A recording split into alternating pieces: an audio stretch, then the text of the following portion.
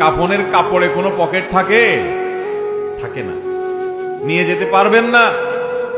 আপনি মারা যাওয়ার পরে যে কাফনের কাপড়টা কেনা হবে, আপনি জানেন সেটা টরে কাপড় কেনা হবে না? আপনি কি জানেন সেটা কোনো দামি কাপড় কেনা হবে না?